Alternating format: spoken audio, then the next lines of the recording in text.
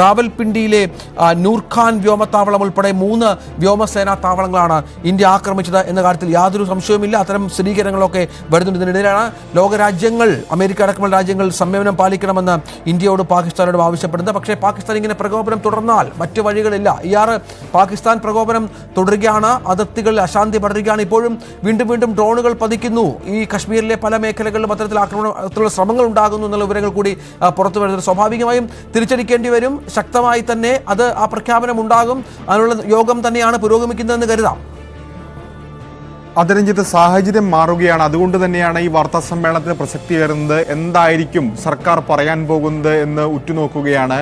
ഏതായാലും നിലവിൽ ഇതുവരെ സർക്കാർ സ്വീകരിച്ചിരുന്നത് സംയമനത്തിന്റെ പാതയാണ്. അതായത് പ്രശ്നങ്ങൾ ഇവിടെ വെച്ച് തീർക്കാം, കൂടുതൽ വഷളാക്കാൻ ആഗ്രഹിക്കുന്നില്ല. പാകിസ്ഥാൻ സംയമനം പാലിക്കണം, അപ്പോൾ ഇന്ത്യയുടെ ഭാഗത്തുനിന്ന് അതിന് പ്രതികരണം ഉണ്ടാകില്ല, ഇന്ത്യയുടെ തിരിച്ചടി ഉണ്ടാകില്ല. ഇപ്പോൾ ഇന്ത്യ നൽകുന്നതെല്ലാം തിരിച്ചടിയാണ്. കാരണം ഇങ്ങോട്ട് ആക്രമിക്കുമ്പോഴാണ് അതിന് മറുപടി ഉണ്ടാകുന്നത്, അല്ലാതെ ഇന്ത്യ അങ്ങോട്ട് കയറി ആക്രമിച്ചിട്ടില്ല. ഇതാണ് സർക്കാർ ആവർത്തിച്ച് പറയുന്നത്. പക്ഷേ പാകിസ്ഥാന്റെ ഭാഗത്തുനിന്ന് അത്തരമൊരു നീക്കമോ അല്ലെങ്കിൽ അത് അംഗീകരിക്കുന്ന നിലപാടിലേക്കോ പാകിസ്ഥാൻ ഇതുവരെ പോയിട്ടില്ലെന്ന് മാത്രമല്ല, പ്രകോപനം തുടരുകയാണ്. ഇപ്പോൾ അതിർത്തി, പ്രത്യേകിച്ച് പടിഞ്ഞാറൻ അതിർത്തിയിലാണ് വലിയ തോതിൽ പാകിസ്ഥാൻ വ്യോമ മേഖല ലംഘിച്ചുകൊണ്ട് ഡ്രോണുകളും മിസൈലും ഒക്കെ അയക്കുന്നെങ്കിൽ സമാനമായ സാഹചര്യത്തിൽ നിയന്ത്രണ രേഖയിലും അന്താരാഷ്ട്ര അതിർത്തിയിലും സ്ഥിതി കൂടുതൽ ഗുരുതരമാണ്. അതായത് ഇന്നലെ രാത്രി ഉണ്ടായ ഷെല്ലിങ്ങൾ ഇപ്പോൾ 5 പേർ മരിച്ചു എന്ന് പറഞ്ഞു കഴിഞ്ഞാൽ വളരെ ദുഷ്കരമായ സാഹചര്യം. ജനവാസ കേന്ദ്രങ്ങൾ തെരഞ്ഞുപിടിച്ച് ആക്രമിക്കുന്ന രീതിയിലേക്ക് പാകിസ്ഥാൻ പോവുകയാണ്. അത് അന്താരാഷ്ട്ര അതിർത്തിയും ഒഴിവാക്കുന്നില്ല. BSFന്റെ വാർത്താക്കുറിപ്പിൽ അതാണ് സൂചിപ്പിച്ചിരുന്നത്. കാരണം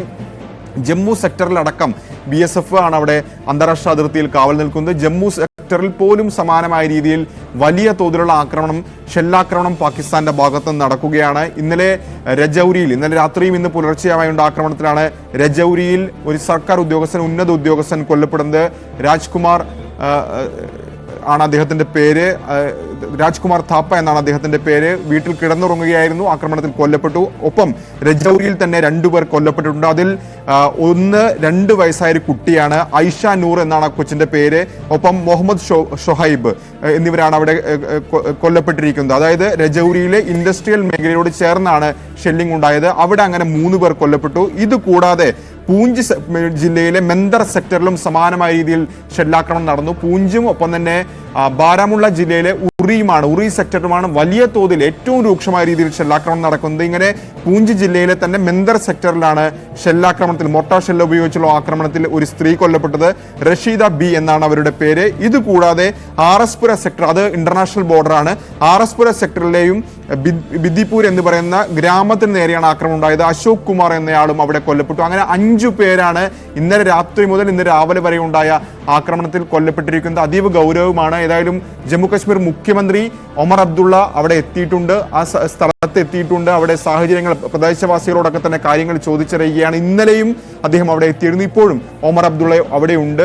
അങ്ങനെ അതിർത്തിയിൽ പാക് പട്ടാളത്തിന്റെ ഭാഗത്തുനിന്ന്, പാക് റേഞ്ചേഴ്സിന്റെ ഭാഗത്തുനിന്ന് വലിയ പ്രകോപനം തുടരുന്നു. ഇതിനപ്പുറം ഡ്രോണുകൾ ഉപയോഗിച്ചും മിസൈലുകൾ ഉപയോഗിച്ചും ഒക്കെ തന്നെ വ്യോമതാവളങ്ങൾ ആക്രമിക്കാൻ ശ്രമിക്കുന്നു, ജനവാസ കേന്ദ്രങ്ങൾ ലക്ഷ്യം വെക്കാൻ ശ്രമിക്കുന്നു. അങ്ങനെ കൂടുതൽ കാര്യങ്ങൾ വഷളാക്കിക്കൊണ്ടിരിക്കുകയാണ് പാകിസ്ഥാൻ. പ്രത്യേകിച്ച് പടിഞ്ഞാറൻ അതിർത്തി പൂർണ്ണമായും ലക്ഷ്യം വെക്കുകയാണ്. അതായത് ഇന്ത്യയുടെ പാകിസ്ഥാന്റെയും ബോർഡർ എന്ന് പറയുന്നത് ഏതാണ്ട് 3200 കിലോമീറ്റർ ആണ്.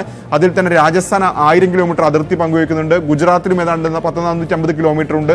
പഞ്ചാബിലും 500ലധികം കിലോമീറ്റർ ഉണ്ട്. അപ്പോൾ ഈ പടിഞ്ഞാറൻ അതിർത്തി ഒന്നടങ്കം ലക്ഷ്യം വെക്കുന്ന നിലയിലേക്ക് പാകിസ്ഥാൻ പോകുന്നു. വലിയ തോതിലുള്ള പ്രകോപനം പാകിസ്ഥാന്റെ ഭാഗത്തുനിന്നുണ്ടാകുന്നു. റിയാദിൽ നിന്ന് പാകിസ്ഥാന്റെ വ്യോമപാത അടച്ച പശ്ചാത്തലം നമ്മൾ കണ്ടതാണ്. അതിനുശേഷം ഒരു വിമാനത്തിന്റെ യാത്ര നിരീക്ഷണത്തിലാണ് എന്നാണ് മനസ്സിലാകുന്നത്. അത് പാകിസ്ഥാന്റെ മുകളിൽ ഇതിൽ ഒരു അന്തരീക്ഷത്തിൽ ഒരു വിമാനം മാത്രമാണുള്ളത്. അത് നിരീക്ഷണത്തിലാണ്. അത് ദുരൂഹമായ ഒരു സഞ്ചാരമാണ് എന്നാണ് ഇപ്പോൾ മനസ്സിലാക്കേണ്ടത്. പ്രധാനപ്പെട്ട വിവരം അത് തന്നെയാണ്. എന്താണ് TG സജിത്ത്, ഇതെന്താണ് സംഭവിക്കുന്നത്? നേരത്തെയും അവരുടെ ചില സൈനിക മേധാവികളും അവരുടെ പ്രധാനമന്ത്രി അടക്കമുള്ള ആളുകൾ ഇത്തരത്തിൽ രാജ്യം വിടാൻ ശ്രമിക്കുന്നു എന്നുള്ള വിവരങ്ങളൊക്കെ പുറത്തു വന്നിരുന്നു. ആശങ്കയിൽ ആകെ ആണ്ട ഒരു ഭരണകൂടമാണ് അവിടെ ഉള്ളത്. എന്താണ് ഇത്തരത്തിൽ ഇപ്പോൾ പുതിയൊരു വിമാനത്തിന്റെ ചിത്രം അത് പുറത്തു വരുന്നത്? യുദ്ധമുഖത്ത് വ്യോമപാത അതീവ നിർണായകമാണ്. പ്രത്യേകിച്ച് ഈ എയർ ആക്ടിവിറ്റി അതീവ നിർണായക സാഹചര്യമാണ്. ഇന്ത്യയും പാകിസ്ഥാനും പരസ്പരം ഏറ്റുമുട്ടുമ്പോൾ ഫൈറ്റർ ജെറ്റുകളുടെയും മറ്റും സാന്നിധ്യം നിരവധിയായുണ്ട്. ഒപ്പം തന്നെ റഡാർ ഒപ്പം ഡ്രോൺ ഉപയോഗിച്ചുള്ള നീക്കങ്ങളുമൊക്കെ നടക്കുന്നു. ഇവിടെയാണ് ഈ പാകിസ്ഥാൻ്റെ എയർ സ്പേസിൻ്റെ ഇമ്പോർട്ടൻസ് വർദ്ധിക്കുന്നത്. കാരണം ഇന്ന് ഉച്ചയ്ക്ക് 12 വരെ എയർ സ്പേസിലേക്ക് മറ്റെല്ലാ വിമാനങ്ങളുടെയും നിയന്ത്രണം നിരോധിച്ചുകൊണ്ട് പാകിസ്ഥാൻ നേരത്തെ തന്നെ തീരുമാനമെടുത്തിരുന്നു. ഇതിന് പ്രകാരം നമുക്ക് ഈ ദൃശ്യത്തിലേക്ക് പോകുമ്പോൾ പാകിസ്ഥാൻ്റെ എയർ സ്പേസിലേക്ക് പോകുമ്പോൾ ഒരു വിമാനങ്ങൾ പോലും പാകിസ്ഥാൻ്റെ എയർ സ്പേസിലില്ല. തൊട്ടിപ്പുറം ഇന്ത്യയുടെ എയർ സ്പേസ്, ഒപ്പം തന്നെ അഫ്ഗാനിസ്ഥാൻ്റെ എയർ സ്പേസിലെല്ലാം വിമാനങ്ങളുണ്ട്. പൂർണ്ണമായും ഇന്ത്യയിൽ നിന്നും തിരിച്ചും യാത്ര ചെയ്യുന്ന വിമാനങ്ങളെല്ലാം പാകിസ്ഥാൻ എയർ സ്പേസ് ഒഴിവാക്കിക്കൊണ്ട് യാത്ര ചെയ്യുന്നു എന്നതാണ് നിലവിലുള്ള സാഹചര്യം. ഇതിനിടയിലാണ് മറ്റൊന്നുകൂടി ശ്രദ്ധേയമാവുന്നത്. റിയാദിൽ നിന്നും പുറപ്പെട്ട ഒരു വിമാനം പാകിസ്ഥാൻ്റെ എയർ സ്പേസിനോട് ചേർന്ന് യാത്ര ചെയ്യുന്നു എന്നതാണ് സംശയകരമായ ഒരു സാഹചര്യം ഉണ്ടാക്കിയത്. അതായത് റിയാദിൽ നിന്നും ദൃശ്യമായിരുന്ന വിമാനം ഇവിടെ ഗുജറാത്ത് തീരത്തോട് ചേർന്ന് പാകിസ്ഥാൻ കറാച്ചി തീരത്തോട് ചേർന്നാണ് യാത്ര ചെയ്തിരുന്നത്. മറ്റെല്ലാ വിമാനങ്ങളും ഈ എയർ മേഖല ഒഴിവാക്കിക്കൊണ്ട് യാത്ര ചെയ്യുമ്പോൾ എന്തുകൊണ്ട് ഈ വിമാനം മാത്രം ഇതിലെ യാത്ര ചെയ്തു എന്നാണ് ഇപ്പോൾ ഫ്ലൈറ്റ് റഡാറിൽ നിന്ന് ആ ഫ്ലൈറ്റിൻ്റെ സിഗ്നൽ നമുക്ക് ലഭ്യമാവുന്നില്ല. തൊട്ട് മുമ്പ് വരെ നമുക്ക് ലഭ്യമായിക്കൊണ്ടിരുന്നതാണ്. അത് നമ്മൾ പരിശോധിച്ചപ്പോൾ റിയാദിൽ നിന്നും ചൈനയിലേക്ക് പോകുന്ന ഒരു വിമാനമാണ്. എന്തുകൊണ്ടാണ് ഇത്തരമൊരു സസ്പീഷ്യസ് ആയ ഒരു എയർ ആക്ടിവിറ്റി ഉണ്ടാവുന്നത് എന്നത് തീർച്ചയായും സംശയകരമാണ്. ഇത്തരത്തിൽ വ്യോമപാത അടച്ച ഒരു രാജ്യത്തിന്റെ എയർ സ്പേസിൽ കൂടി ഇങ്ങനെ വിമാനം പോകണമെങ്കിൽ അത് വളരെ കൃത്യമായി തന്നെ പാക് അധികാര കേന്ദ്രങ്ങൾ അറിഞ്ഞ്, പാകിസ്ഥാന്റെ വളരെ പ്രധാനപ്പെട്ട ആളുകൾ അറിഞ്ഞു തന്നെ ആയിരിക്കണം അതിൻ്റെ നീക്കം എന്നുള്ളതാണ്. അതിൽ ഒരുപാട് ദുരൂഹതകൾ ബാക്കി വെക്കേണ്ടതുണ്ട്. നേരത്തെ പറഞ്ഞതുപോലെ വളരെ കൃത്യമായ സിഗ്നലുകൾ ലഭിച്ചിരുന്നു, പക്ഷേ ഇപ്പോൾ അത് ലഭ്യമാകുന്ന പശ്ചാത്തലവുമില്ല. പല നീക്കങ്ങളും ദുരൂഹമായ ഒരു രാജ്യത്തിൻ്റെ മറ്റൊരു ദുരൂഹത എന്ന് വേണം കാണാൻ. യെസ് രഞ്ജിത്ത്, നമുക്കതിൻ്റെ അപ്ഡേറ്റ് ലഭ്യമാവുന്നുണ്ട്. ആ ഫ്ലൈറ്റ് ഇപ്പോൾ കൂടുതൽ മറ്റൊരു വ്യോമപാത സ്വീകരിച്ചു എന്ന് വേണം മനസ്സിലാക്കാൻ. ഈ ഫ്ലൈറ്റാണ് ഞാനിപ്പോൾ മാർക്ക് ചെയ്തിരിക്കുന്ന ഈ ഫ്ലൈറ്റാണ് നമുക്ക് നേരത്തെ ലഭ്യമായിരുന്നത്. അത് കറാച്ചി തീരത്തോട് ചേർന്ന് പാകിസ്ഥാനോട് തൊട്ടു ചേർന്നാണ് ചൈന ലക്ഷ്യമായിട്ട് പൊയ്ക്കൊണ്ടിരുന്നത്. പക്ഷേ ഇപ്പോൾ അതിൻ്റെ വ്യോമപാതയിൽ മാറ്റമുണ്ടാകുന്നു. അതായത് റിയാദിൽ നിന്ന് വരുന്ന വഴി അതിപ്പോൾ ഇന്ത്യയുടെ മേഖലയിലേക്കാണ് ആ ഫ്ലൈറ്റിൻ്റെ യാത്ര. അതിൻ്റെ ഫ്ലൈറ്റിൻ്റെ ഡീറ്റെയിൽസിലേക്ക് നമുക്ക് നോക്കുമ്പോൾ അറിയാം, ഇത് ചൈന സതേൺ എയർലൈൻസിൻ്റെ വിമാനമാണ്.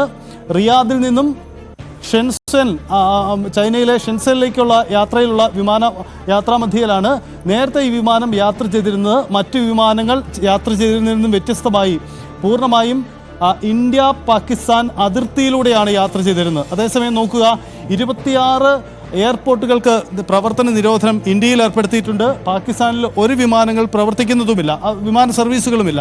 ഇത്തരമൊരു സാഹചര്യത്തിൽ ഈ ഒരു ഫ്ലൈറ്റ് മാത്രം എന്തുകൊണ്ട് ഈ അതിർത്തിയിലൂടെ യാത്ര ചെയ്തു എന്ന സംശയകരമായ ഒരു സാഹചര്യമായിരുന്നു മുമ്പുണ്ടായിരുന്നത്. പക്ഷേ ഇപ്പോൾ ആ വ്യോമപാത മാറി, ഇപ്പോൾ അത് പതിവ് വ്യോമപാതയിലേക്ക് തിരികെ വന്നിരിക്കുന്നു എന്ന് വേണം ഈ റഡാറിലെ സിഗ്നലിൽ നിന്നും നമുക്ക് മനസ്സിലാകുന്നത്.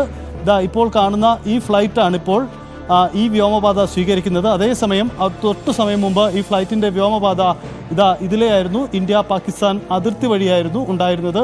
എന്തുകൊണ്ടാണ് ഈ അതിർത്തിയിലൂടെ അത് സഞ്ചരിച്ചിരുന്നത് എന്ന സംശയകരമായ സാഹചര്യമാണ് ഉള്ളത്. നേരത്തെയും ഇത്തരം സാഹചര്യം ഉണ്ടായിരുന്നു. എന്തായാലും പാകിസ്ഥാൻ അവരുടെ വ്യോമപാത അല്ലെങ്കിൽ അവരുടെ എയർബേസ് പൂർണ്ണമായും അടച്ചിട്ട് ചില പ്രധാനപ്പെട്ട നീക്കങ്ങൾക്കൊരുങ്ങുന്നു എന്ന സൂചനകൾ പങ്കുവയ്ക്കപ്പെടുന്നുണ്ട്. 2 സാധ്യതകളാണുള്ളത്. ഒരുപക്ഷെ ഇന്ത്യ